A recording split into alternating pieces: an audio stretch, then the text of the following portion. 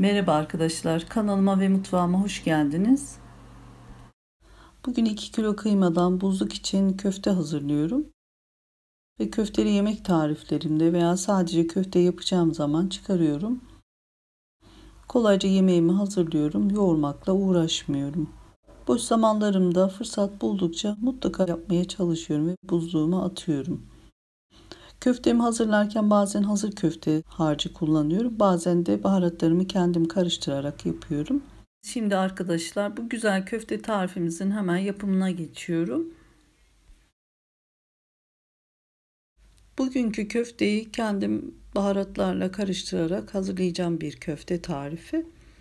Kullanacağım malzemeler 2 kilo az yağlı dana kıyma için 2 su bardağı çekilmiş bayat ekmek, 1 avuç ince kıyılmış maydanoz, 2 diş rendelenmiş sarımsak, 1 tane rendelenmiş soğan, 2 tatlı kaşığı tuz, 1 çay kaşığı karabiber, 1 çay kaşığı karbonat, 2 tatlı kaşığı pul biber, 2 tatlı kaşığı kırmızı toz biber, 2 tane yumurta, 1 tatlı kaşığı kimyon, 2 yemek kaşığı sıvı yağ. Kullandığım malzemelerin hepsi bunlar. Şimdi köftemizin yoğurma işlemine geçiyorum. Rahat yoğurabileceğimiz bir kabın içerisine kıymayı alıyorum. Üzerine yumurtayı, 2 tatlı kaşığı tuz, 1 çay kaşığı karabiber, 2 tatlı kaşığı pul biber, 2 tatlı kaşığı toz biber, 1 tatlı kaşığı kimyon, 2 diş sarımsak, 1 tane rendelenmiş soğan, 1 avuç ince kıyılmış maydanoz, 1 çay kaşığı karbonat, 2 su bardağı çekilmiş bayat ekmek. Kıymamız biraz fazla, yoğururken bakacağız. Harcımızı toparlamak için gerek duyarsam bir miktar daha kontrollü ekmek kullanabilirim.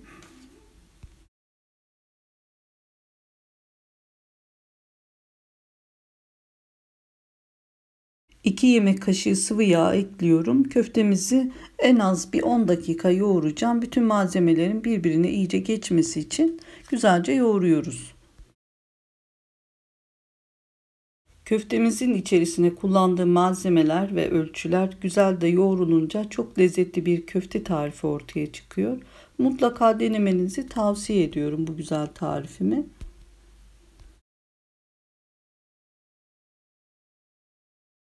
Kıyma ve baharatlar birbirine iyice karışana kadar yoğurmaya devam ediyorum. Köftemizin toparlanması için yarım su bardağı ekmek ilavesi yapıyorum. Şekil verme kıvamına gelene kadar yoğurmaya devam ediyorum. Eğer bayat ekmeğiniz yoksa bunun yerine galeta unu da kullanabilirsiniz arkadaşlar.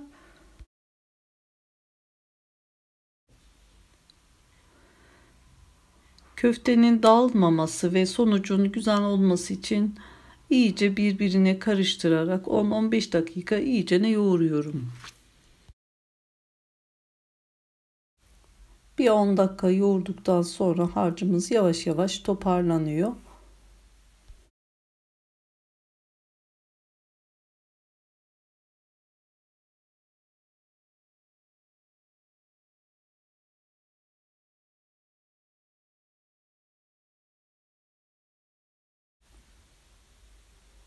Gördüğünüz gibi arkadaşlar harcımızı yoğurdukça rengi de dönmeye başladı. Yavaş yavaş istediğimiz kıvama geliyor. Birazcık daha yoğurduktan sonra yoğurma işlemini bırakıyoruz.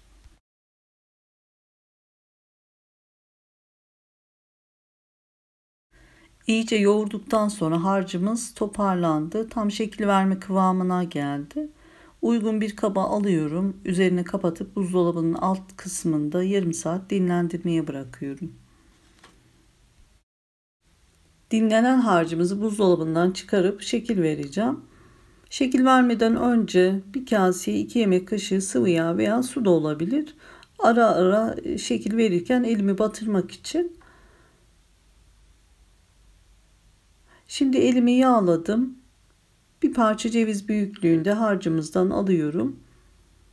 Harcı elimde bir iki kez sıkıştırıyorum. Sonra yuvarlıyorum. Üzerine elimle gördüğünüz gibi bu şekilde bastırarak yuvarlak yassı şeklini veriyorum. Genelde yaptığım şekillerden biri bu şekilde yuvarlak yassı. İkinci şekil olarak da genelde yaptığım bir parça harcımızdan alıyorum. Elimle sıkıştırıyorum. Uzunlamasına yuvarlıyorum ve üzerine bastırıyorum. Gördüğünüz gibi diğer şeklim de bu.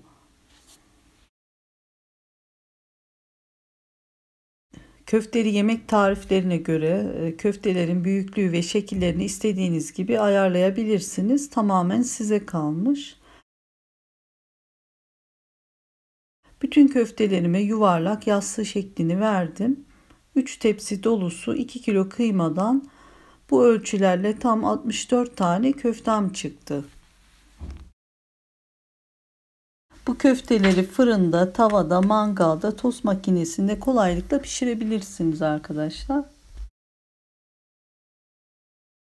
2 kilo kıymadan 3 tepsi dolusu köfte hazırlamış oldum. Gördüğünüz gibi köftelerimin hepsini bu şekilde hazırladım.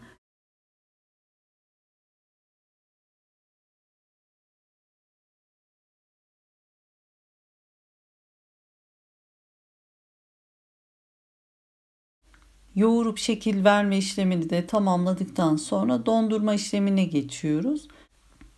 İlk önce bir tane tepsinin içerisine genişçe buzdolabı poşetini açıp seriyorum. Sırasıyla köfteleri poşetin üzerine diziyorum. Tekrar üzerine genişçe bir poşet kapatıyorum. Düzgün olması için köftelerin üzerine köfteleri düzgünce diziyorum. Köftelerimin hepsini 3 kat olarak aralarına poşet sererek hepsini dizdim.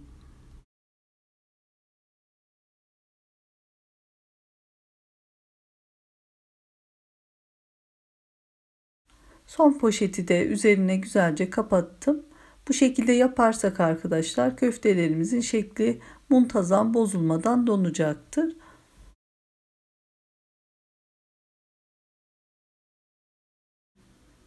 Derin dondurucuya kaldırmadan önce buzdolabının alt kısmında 1 saat bekletiyorum. Sonra derin dondurucuya kaldırıyorum.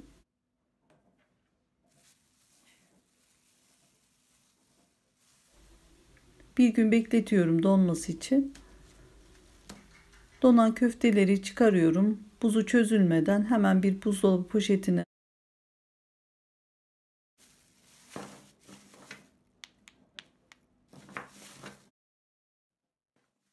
kişi sayısına göre veya poşetin aldığı kadar yerleştiriyorum. Köfteleri doldurduğum poşetlerin ağzını sıkıca bağlıyorum. Köftelerimiz çözülmeden dolabımın hemen buzluğuna kaldırıyorum. İstediğim zaman çıkarıyorum veya darda kaldığım zaman, misafirlerim geldiği zaman yanına bir patatesle veya köfteli yemek tariflerimde çıkarıyorum. Kolayca bana hazır yemek oluyor. Yoğurmakla uğraşmıyorum. İşimi bu şekilde kolaylaştırmış oluyorum. Köfte pişirmek istediğiniz zaman buzluktan çıkarın direkt olarak pişirebilirsiniz. Eğer çözülmesini istiyorsanız buzdolabının alt kısmında çözdürebilirsiniz. Şimdi bir tane denemek için tavada 4 tanesini kızartıyorum. Tavanın içerisine az miktarda yağ alıyorum. Yanında biber ve domatesle birlikte kızartacağım. Köftelerimizde gördüğünüz gibi hiç dağılma olmadı. Dağılmama sebebi köftelerimizin içerisine kullandığımız malzemeler ve güzelce yoğurmamızdan kaynaklanıyor. Mutlaka denemelisiniz diyorum.